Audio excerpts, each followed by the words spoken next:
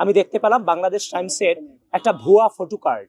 যে কথা আমি বলিনি, যে কথা মায়াত বলিনি, আমাদের নামে কোনো প্রকার তথ্য প্রমাণ ছাড়া, আমাদেরকে জিজ্ঞাসা করা ছাড়া আমাদের নামে ফটো কার্ড বানিয়ে এরা প্রচার করে দিয়েছে।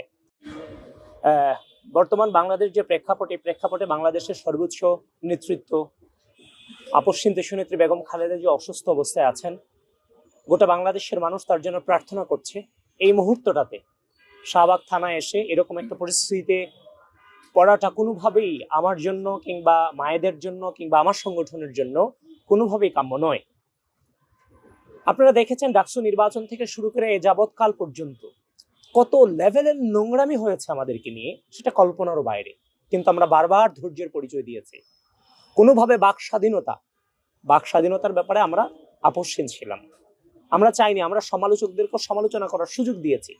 কিন্তু যে কথা আমি বলিনি, সে কথা আমার নামে তার বক্তব্য, সে বক্তব্য বানিয়ে আমার নামে ছেড়ে দেওয়াটা, এটা তো কোনোভাবেই সাংবাদিকতার মধ্যে পড়ে না, কোনো নর্মসেই পড়ে না।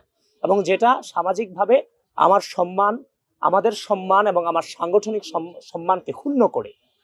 আজকে যখন আমি কেআইভিতে একটা অনুষ্ঠানে ছিলাম, সে অনুষ্ঠানে থাকা অবস্থায় আমি দেখতে পেলাম বাংলাদেশ টাইমসের একটা ভুয়া ফটো কার্ড। যে কথা আমি বলিনি, যে কথা মায়াত বলিনি, আমাদের নামে কোনো প্রকার তথ্য প্রমাণ ছাড়া, আমাদেরকে জিজ্ঞাসা করা ছাড়া আমাদের নামে ফটো কার্ড বানিয়ে এরা প্রচার করে দিয়েছে।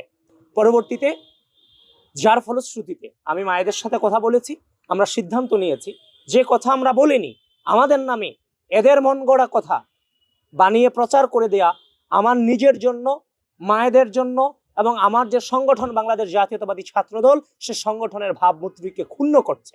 এবং আমি যখন এইটাকে শেয়ার দিয়েছি, আমি আমার ওয়ালে প্রতিবাদ জানিয়েছি, অসংখ্য অগণিত মানুষ শুধু আমাকে একটা জিনিসই বলেছে, আপনারা কেন মামলা করছেন না, কেন ব্যবস্থা নিচ্ছেন না।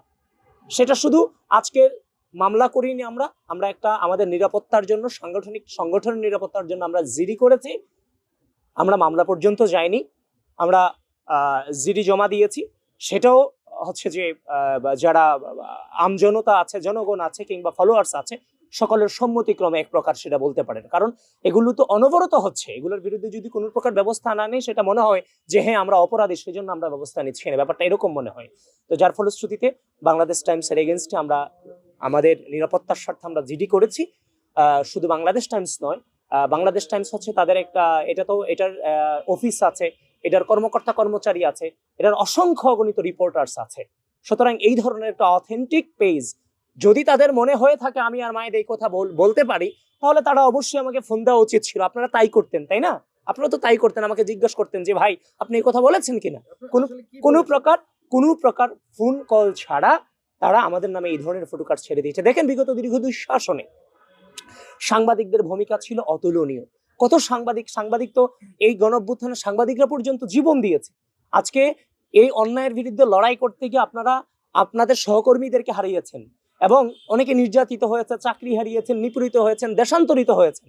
আজকে এই ধরনের ভুয়া ফটো কার্ডের কারণে শুধুমাত্র ওই নির্দিষ্ট ইনস্টিটিউশনটা দূষিত হচ্ছে না, গোটা সাংবাদিকতার পেশাকে প্রশ্নবিদ্ধ করা হচ্ছে এটার মধ্য দিয়ে।